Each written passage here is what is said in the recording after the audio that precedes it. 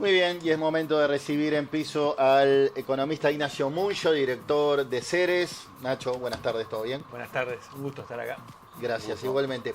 Leía tu columna en El País el pasado fin de semana y vos decías, bueno, crecer sí, pero ¿cómo? Y me parece que es la clave, ¿no? Ahora que estamos en campaña electoral y que escuchamos a todos los precandidatos decir yo haría esto, haría lo otro, todos hablan de, por ejemplo, atacar la salud mental, necesita recursos. Hablan de atacar la pobreza infantil en particular, necesita recursos. Dicen que le van a mejorar el presupuesto a la policía, se necesita recursos. Para todo eso tiene que haber crecimiento económico del país y nadie explica cómo va a crecer la economía. ¿Pasa por ahí? Bueno, eso fue un poco el corazón de la columna que salió ayer en el diario y que básicamente lo que toma es consenso de varios, o sea, lo hemos escuchado, ¿no? Casi todos los precandidatos, incluso expresidentes de la República, hablan de la necesidad de que la economía crezca más. Uruguay crece poco. De hecho, en los últimos 10 años, promedio de crecimiento 1,2. Es el promedio de crecimiento de la última década en Uruguay, cuando el promedio mundial en esa misma década es 3%. Ajá. O sea, un tercio creció el Uruguay que lo que creció el mundo en los últimos 10 años. Y crecer... ¿Qué quiere decir que crezca la actividad económica? Es que se genere mayor producción y de mejor calidad de bienes y servicios en el país. Eso, que es fácil decirlo, implica obviamente tomar muchas decisiones. La fundamental es la inversión, o sea, tiene que haber inversión privada para que haya crecimiento. Y para que haya inversión privada tiene que pasar muchas cosas también. Por lo tanto, el punto que hay que hacer, y me parece relevante, es...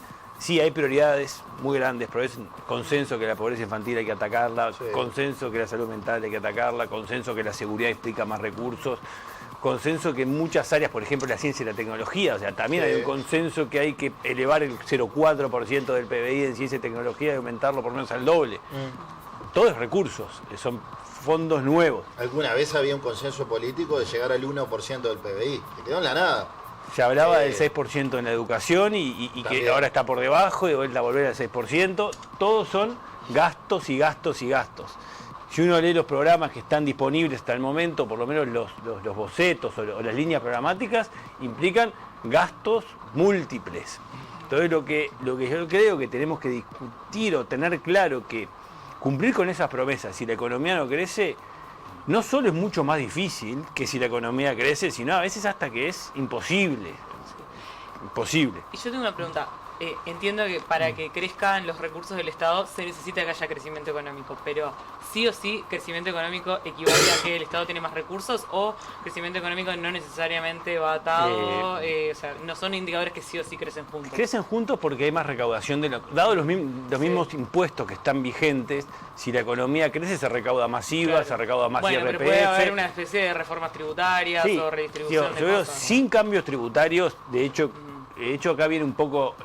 Podrían decirme también, bueno, pero sin crecer uno podría recaudar más con nuevos impuestos, claro, ¿no? Claro. Aumentar los impuestos, con todo lo antipático que es. Sacarle a algunos para darle a otros. Sí. Porque también crecimiento no va necesariamente de la mano, por ejemplo, con redistribución o con no va de la mano, o que baje la pobreza. No van de la mano, pero el Uruguay, incluso en los últimos gobiernos, cada vez que ha logrado redistribuir fue cuando la economía crecía. Es más fácil repartir cuando hay más. El índice de Gini, claro, que es el indicador usualmente utilizado para ver la redistribución del ingreso, mejoró mucho entre 2007 y 2012, y desde el 2012 hasta hoy está práctica. 2012, ¿no? Sí. Tenemos un gobierno y medio del Frente Amplio y prácticamente todo este gobierno sin que haya mejoras del índice de Gini. 12 años. Sí. Entonces, tú planteabas el tema consensos y el tema recursos. Yo planteaba el otro día justamente, porque en el Parlamento se resolvió aumentar el presupuesto para la salud mental. Se supone que iba a haber una gran inversión allí, y yo me pregunté, ¿dónde se está ese dinero, por ejemplo, en la policía? En torno a ese crimen espantoso de este agente que mata a sus 2 hijos, se suicida y está muy delicada su esposa. Sigue esa cifra espeluznante de suicidios en la policía. Esos recursos, por ejemplo, que ya están, que no es promesa electoral, ¿dónde fueron en la salud? ¿Cómo se controla eso? ¿Qué se hizo en la policía puntualmente para intentar evitar esa cosa horrorosa? Ese es otro tema que también lo hemos analizado en profundidad en los últimos meses, que es la eficacia del Estado. No la eficiencia, porque la eficiencia ya es gastar menor cantidad de recursos para mayor cantidad de eficacia es lograr el objetivo, que muchas veces no lo logramos en programas que están bien diseñados y bien establecidos, pero a la hora de ejecución cuesta que le llegue al beneficiario final. Pero no pasa solo con dentro de la puse policía. el ejemplo puntual, porque fue tan espantoso eso. Otro ejemplo, de la otra punta capaz, las pymes. O sea, ¿cuántos programas de apoyos a las pymes existen desperdigados por toda la estructura del Estado? Y muchas de ellas, ¿qué te dicen?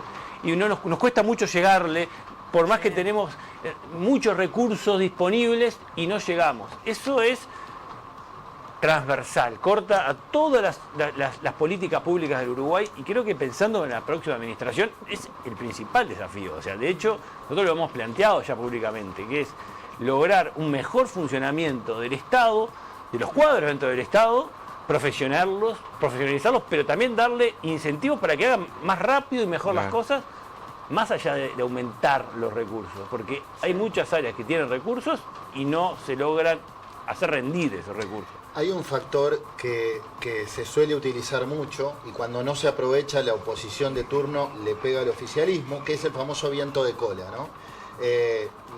Durante los 3 gobiernos del Frente Amplio, desde la oposición de entonces se decía, bueno, con el viento de cola. O por ejemplo, durante el gobierno de Mujica se despilfarró el dinero con toda la bonanza de lo bien que iba a nivel internacional. En el momento actual, ¿hay viento de cola? No, parece no haberlo.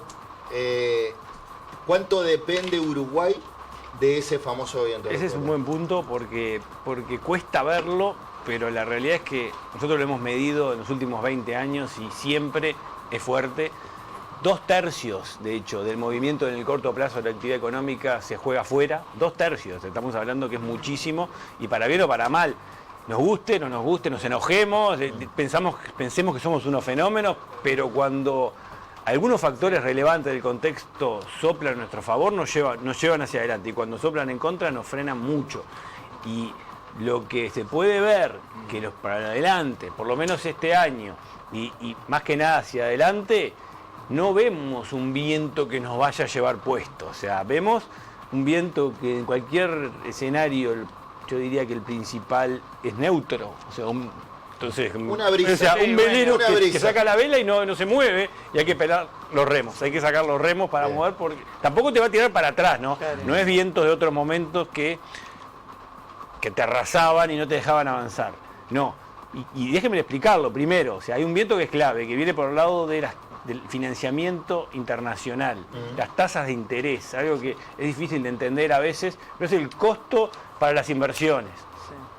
Está muy alto, está alto hace un par de años, veníamos de muchos años con tasas internacionales prácticamente nulas, 1%, lo cual obviamente te genera muchos cambios desde el punto de vista del financiamiento y de la atracción de inversiones. Solo para que se entienda, una cosa es armar un emprendimiento productivo, que hay que contratar personal, conectar insumos, clientes, vender y al final pasar raya y sacar un rendimiento. Cuando ese mismo dinero invertido me da rentabilidad cero invertido en el exterior, como pasaba hasta hace 2 años, y algo muy distinto es como hoy, que un dinero, capital, invertido, libre de riesgo, o sea, sin hacer nada y sin riesgo de perderlo, da cerca de un 5% neto. Es más atractivo tenerlo ahí. Y bueno, o sea, compite con la disponibilidad de recursos para inversiones productivas. Se esperaba que estas tasas actuales, que son relativamente altas, empezaran a bajar rápido este año. Esto se esperaba hace unos meses atrás. Semana tras semana vemos noticias, fundamentalmente en la economía de Estados Unidos, que nos hacen pensar a nosotros, y en realidad a toda la comunidad financiera que está tomando decisiones, es que las tasas no van a bajar rápidamente y con suerte habrá una leve baja a lo largo del año. Eso, a priori, que parece una noticia muy lejana, es muy importante para Uruguay. Quiere decir 2 cosas. Uno, si el gobierno va a salir a los mercados a pedir prestado, a financiarse, a emitir bonos, como lo hace regularmente, por más que tengamos el mínimo riesgo país de nuestra historia, 0,8% de tasa de interés, el sobrecosto de Uruguay nunca visto en la historia, pero eso es el sobrecosto. El costo no depende de Uruguay, que es ni ningún mercado emergente, depende de Estados Unidos y es 4,5. Hace 2 años atrás era 1 la base. Entonces, si salimos este año a los mercados, por más que seamos el mejor de la clase, como somos en América Latina, tenemos un piso más caro que antes, que no depende de nosotros.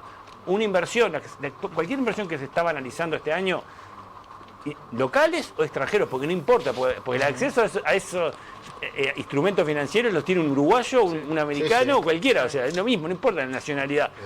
Que estaba analizando hacer la inversión este año y pensaba invertir para lograr algo, bueno, ahora sabe que sin preocuparse, sin dejar de dormir, va a tener una rentabilidad más grande afuera. Entonces ese es un primer factor que hay que tener claro. El contexto internacional no va a ser un aliado, tampoco nos va a matar, pero no nos va a empujar. Después está el tema de los precios internacionales y el clima. Este año tenemos un clima mucho mejor que el año pasado, que tuvimos la sequía, pero los precios están sustancialmente por debajo. Por ejemplo, la soja de lo que estaba hace un año atrás. Y ahí sí es suerte pura, o sea, Uruguay no afecta nada. De hecho, ¿qué se está hablando para los próximos 3 años? ¿Qué dicen los principales meteorólogos? Y bueno, que se vienen niñas, que se vienen de nuevo tiempos secos. Tiempos secos. Pronosticada para dentro de 2 semanas. Tiempos secos. O sea, porque los niños lloran más que las niñas, parece, porque los niños es como ahora que llueve mucho y las niñas no lloran, no llueve nada. Pero se vienen niñas. Y entonces tampoco podemos esperar que la suerte va a venir por el lado de los tiene que encontrar preparados. Y para la región también importa. O sea, los vecinos de la región son muy importantes para nosotros. Sobre todo la economía de Argentina y de Brasil. Argentina, fundamental para el turismo. 70% del turismo viene de Argentina. Un sector que es importante para el país. Y obviamente también lo que hace que el consumo local se vaya para Argentina, como lo vimos durante todo el año pasado. Argentina está en una vigilia, digamos, prendiendo velas para que el experimento que se está viviendo salga correctamente, con señales que han entusiasmado a algunos mercados, porque se logró un ajuste durísimo del gasto público, fundamentalmente impulsado por una inflación mucho más fuerte que el ajuste de salarios, jubilaciones, tarifas, subsidios que hizo el gobierno, y eso fue todo lo que explica la reducción del gasto, que es una licuación, como se llama. Y después, un gobierno que no tiene un apoyo dentro del espectro político argentino, más allá de su propio partido, para poder implementar reformas legales que cambien los fundamentos de la economía argentina. Y eso va a ser la lucha durante todo este año. Está el famoso 25 de mayo, que se espera este famoso pacto nacional para lograr que la mochila del ajuste no vaya solo de arriba de él, ¿no? Es socializar este ajuste que es brutal, pero que tampoco había no hay un plan B, porque no hay un plan B para Argentina. Si hay una situación de que tiene que pasar por una situación así. El tema es que a lo largo de este año se logra recuperar algo del salario de los argentinos, pensando en el Uruguay, ¿no? Porque ¿qué nos favorece? Ya nos está favoreciendo que Argentina se encareció. Eso, la huida para ir a Buenos Aires ya no nos favorece. Sí, claro, pero para los comerciantes se frenó. Toda la frontera. Preguntale, claro, Salto, Paysandú. Eso es un primer efecto. El segundo efecto que tiene que venir con una buena temporada turística es que los argentinos recuperen algo de poder adquisitivo. Sí, que por ahora y eso va a haber que esperar a lo largo del año que suban sus salarios para poder venir a gastarlos al Uruguay. Es casi posible eso en este año. Y después Brasil, Checho, que cierro rápido, Brasil, que es un socio clave. Hoy es el principal destino de los productos uruguayos, le gana a China. Después de mucho tiempo, primero Brasil, segundo China. ¿Qué está pasando? Un enfriamiento importante. El año pasado creció 3%, este año va a crecer 1,5%, 1,8% la economía de Brasil, porque hay dudas entre los inversores. El año pasado sorprendió positivamente. Tuvo también una cosecha récord, este año ya no es tan buena. O sea, una situación de pérdida un poco de confianza en la administración de Lula por cambios que está haciendo a nivel de intervención estatal muy fuerte, que el año pasado no estaba, pero ahora sí, le llaman una especie de capitalismo estatal en Brasil, que se mete en las empresas, en Petrobras, en las mineras grandes, y eso obviamente repercute y hace ruido y hace que los inversores bajen la intensidad. Brasil, por lo tanto, tampoco va a ser un gran impulsor. Y ahí bajamos a esto. O sea, entonces casi que estamos dependiendo de nosotros. Depende de nosotros. Tomás. Ignacio, hay un tema que está también sobre la mesa, Ceres lo ha analizado y en las principales cámaras empresariales están de acuerdo, que se llama atraso cambiario. El atraso cambiario quiere decir que el dólar está por debajo de lo que debería estar. En eso hay acuerdo, incluso el propio gobierno lo reconoce, pero esa es la realidad y hay que corregir eso de alguna forma. Ningún candidato se anima a decir hasta hoy qué va a hacer, cómo lo va a hacer. Le tienen un miedo terrible a decir vamos a corregir la moneda, vamos a devaluar, porque eso va a tener un impacto en la inflación, va a tener un impacto en la economía. ¿Qué vamos a hacer? Bueno, ato con lo que venía diciendo, Uruguay necesita crecer a impulso propio. Para crecer a impulso propio es clave ser competitivo y productivo, porque para atraer inversiones, cuando un país está muy caro con respecto al resto del mundo, es mucho más difícil que si estuviera más barato. Después, que haya atraso cambiario es toda una discusión técnica, ¿no? O sea, yo creo que hay que dejarla de lado. O sea, yo he discutido mucho esto con mis colegas a lo largo de muchos años y no es como dar vueltas y vueltas y vueltas. Yo creo que no es relevante si hay o no. Acá lo que importa es, Uruguay se ha encarecido más rápido en los últimos años que el proceso de reformas que ha implementado para ser más competitivo. O sea, hay un problema de velocidades acá. Se volvió muy rápido de golpe caro, una sucesión de decisiones, fundamentalmente en 2021, 2022, no tanto en el año pasado, no tanto porque siguen las tendencias globales, y los que son los fenómenos internos que hacen poder convivir con un dólar tan bajo no han cambiado mucho. Y ahí me refiero a la inserción internacional, me refiero a la eficiencia del Estado, me refiero a aspectos de capital humano, de tener acceso, a la regulación. O sea, cuando uno se vuelve más caro, para poder vivir, a las empresas tiene que darle condiciones de competitividad. Lo que yo veo es que han mejorado algunas, la línea está clara, ¿no? O sea, acá no es un tema de foco ni de dirección, es un tema de velocidad. La velocidad ha sido más lenta para darle competitividad a la economía que lo rápido que nos hemos encarecido. Y eso tiene obviamente explicaciones.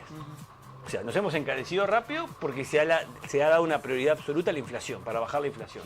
La única razón por la cual tenemos una inflación del 3,8% porque el dólar está donde está, ¿no? Eso hay que tenerlo claro. O sea, bueno, a eso se si jugó, el dólar estuviera más alto, la inflación sería más alta. Nacho, el presidente dijo, voy a terminar mi mandato, el dólar 40 y la inflación en el rango meta, ¿no? Pero es totalmente lógico lo que dice el presidente, porque que la inflación sea baja favorece a la mayor parte de la población, ¿no? O sea, la población, el salario real, tanto que se habla que superó los niveles prepandemia y está creciendo fuerte. ¿Por qué? Porque es la inflación la que está bajando y eso le da mayor poder de compra al salario. Y esto favorece a muchos más que a los exportadores. Que son los que están perjudicados. Entonces yo diría que lo primero que hay que hacer es agradecer a los exportadores que están aguantando el ajuste, ¿no? O sea, acá hay un ajuste durante que lo está casi haciendo... todo el periodo lo aguantó el salario real. Bueno, ahora desde hace 2 años el salario real crece sin parar y el ajuste lo está haciendo el sector exportador, que algunos dirán, tiene margen, no sé, es un mundo el sector exportador, ¿no? Hay de todos los sectores y de todas las empresas. Yo no creo que sea conveniente que se opine de la rentabilidad del sector exportador, porque el sector exportador es tan heterogéneo como todo el Uruguay. Entonces, lo que es cierto es que todo ese sector hoy está ganando menos que lo que ganaría con un dólar más alto, con un dólar 15% más alto, como dice algunos indicadores que maneja el Banco Central. Entonces, eso está favoreciendo, haciendo posible que el resto de la población, que tiene un salario en dólares, en pesos, y que le da ahora mayor poder adquisitivo, esté en mejores condiciones. Hay una transferencia de recursos que el presidente, es una decisión política esto, o sea, hay una decisión política de transferir recursos de un sector a otro. El sector que está perdiendo recursos se queja, el otro sector no festeja explícitamente, pero sí rompe récord de viajes ahora en turismo, en julio ya no hay ningún lugar para irse, las ventas de autos están en niveles altos, compran celulares, o sea, entonces hay un nivel de consumo que se ve reflejado. Acá la gran pregunta es hasta cuándo se puede sostener, porque esa es la pregunta que uno tiene que hacerse. O sea, vivir del consumo, porque en el fondo el motor de este año va a ser el consumo. O sea, un consumo local, chicos. ¿Hasta cuándo puede crecer? Y la verdad que, y esta es la respuesta, dirán que no hay una respuesta, no te puedo decir ni mañana ni pasado. hasta que nos presten plata a tasas bajísimas como nos siguen haciendo. O sea, mientras tengamos un mundo que está dispuesto a prestarnos casi que sin sobrecosto, nos mejora el grado de inversor, nos baja el riesgo país, esto puede seguir. El día... Hasta que nos sigan mimando. Hasta que nos presten plata, porque en el fondo, barata. Hasta que cuando empiecen a notar que, bueno, que el crecimiento no levanta, tenemos el año que viene, bueno, se espera este año un 3%, hay gran parte de rebote. Vemos que el crecimiento cuesta volver a crecer, y otro año también. Bueno, ahí se empiezan a aprender algunos indicadores de preocupación. Hoy no está eso, hoy hay espacio, sin duda, hasta las elecciones no va a haber ningún cambio relevante a nivel del dólar, porque es totalmente consistente con una estrategia de favorecer a la mayor cantidad de gente en el corto plazo. En largo plazo... Desde la oposición gritarían, los maya oro, se benefician los maya oro. La realidad es que los que se llaman maya oro en el Uruguay hoy están subsidiando a la inflación. Bueno, es un poco lo que decía. Todo esto es muy interesante, pero yo siento que la gente lo mira y dice, bueno, ¿yo qué hago con esto? Pero que lo que pueden hacer este año es votar. Así que, ¿hay algún equipo económico de alguno de los precandidatos que vos veas que se esté preparando bien para todo este escenario o alguna propuesta que hayas escuchado que te parezca interesante? ¿Cómo está ese panorama? Voy a linkear antes que contestes lo que pregunta Fer con tu aparición junto a Jorge Gandini, ¿no? Sí, Cuando Gandini presenta su equipo económico, te toma como interlocutor válido. Ahí nosotros hicimos un trabajo el año pasado que lo lanzamos hacia fin de año y lo presentamos de nuevo este año, que se llamó Monitor de Desarrollo del Uruguay, que fue muy simple, ¿dónde estamos parados? Se empieza un año electoral, en todas las áreas relevantes de calidad de vida, que hace la calidad de vida del Uruguay. ¿Dónde estamos parados si nos comparamos no con América Latina, que sabemos que estamos, si no 1 o 2 en todas las áreas, con un grupo de países comparable que esté más desarrollado que el Uruguay, de tamaño similar y democrático? Y la verdad que vemos que hace 10 años que estamos bastante estables, sin avances significativos, y estamos lejos de lo que uno podría aspirar si cree que es alcanzable este objetivo de países más desarrollados que han logrado estar en un escalón superior de desarrollo. Y ahí nosotros se lo mandamos a todos los precandidatos, todos, o sea, todos lo vieron, ¿no? Gandini se le ocurrió algo que la verdad que nosotros aceptamos. Fue una invitación a decir, pero ¿por qué no venís a presentarlo delante de nuestros equipos técnicos que estamos trabajando en todas las áreas del programa? Y eso va a permitir orientar y inspirar a todo nuestro trabajo. Y la verdad que lo acepté con gusto porque es parte del trabajo nuestro. O sea, Claro. Ceres trabaja para esto. O sea, así como Gandini... Dar herramientas a la nosotros democracia. Es un think tank. estamos trabajando con un equipo profesional en pensar en las reformas que necesita el país. Entonces, si hay un candidato que quiere que se las presentemos ante sus equipos técnicos, bienvenido sea. Y eso fue lo que pasó. El No PIT-CNT... es una adhesión al candidato.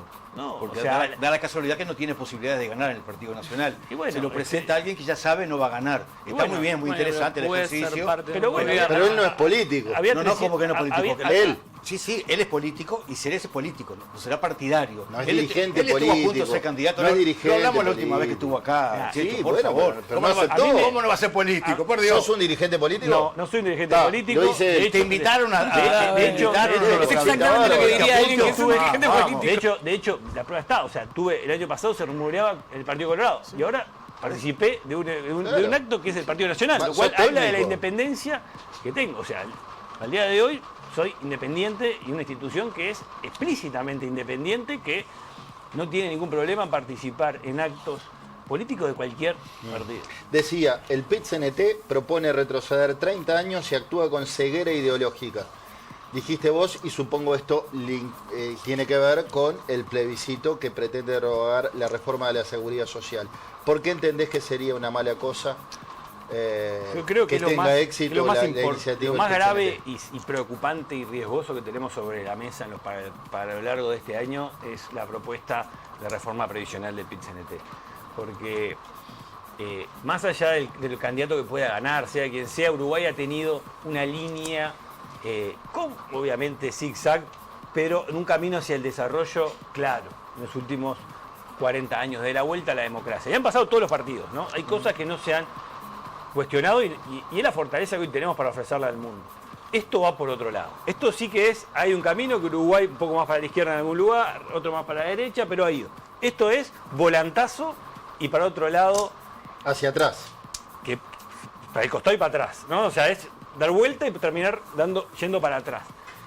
Con experiencias similares que han mostrado un fracaso tremendo, como es el caso de Argentina. O sea, lo que es parte de la propuesta que está sobre la mesa, para la cual se están contando firmas y tal vez ya se haya llegado, porque no sabemos el día a día, pero Estaban ahí estaba muy cerca. Tuvimos al Muy turco cerca. Abdala, Marcelo Abdala, aquí hace unos días y nos decía que estaban muy cerca. Por eso, o sea, la propuesta que está ahí implica, entre otras cosas, eliminar la AFAP, ¿no?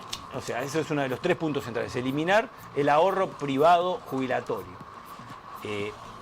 Una lucha histórica, ¿no? Porque desde que se creó esto en el 96 hay un segmento importante del espectro ideológico de Uruguay que está en contra, ¿no? O sea, no es novedad.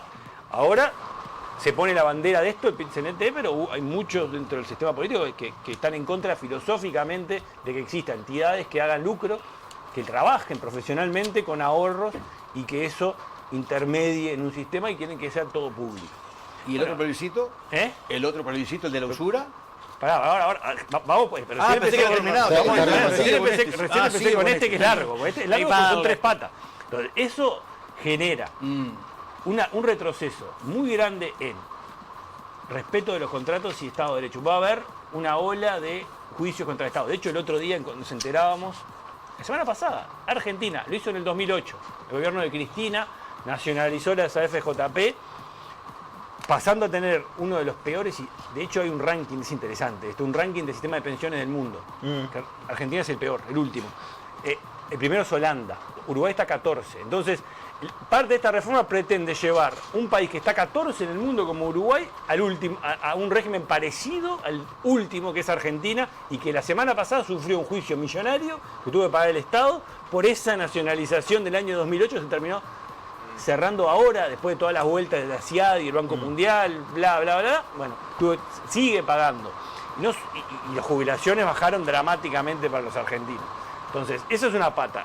Y las otras dos, que es trabajar menos y ganar más, es una expresión tan popular y atractiva que lo hace de una peligrosidad gigantesca. Es demagógica, yo creo que exponer a la población a ofrecerle, mirá, vas a trabajar menos porque vamos a topear en 60 la edad jubilatoria. Y cuidado, porque hay una trampa durísima, porque esto pega a los que menos tienen y a los que menos formación tienen, los 30 años de servicio. Por eso pasa desapercibido, porque te bajo a 60, pero te obligo a tener 30 años de servicio. Los que llegan a 30 años de servicio son los más ricos y los que tienen más formación.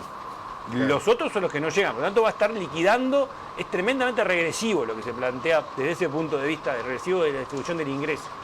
Y después lo de aumentar las jubilaciones y las pensiones al nivel del salario mínimo nacional, es un costo fundamentalmente por el lado de las pensiones, que son mucho más bajas.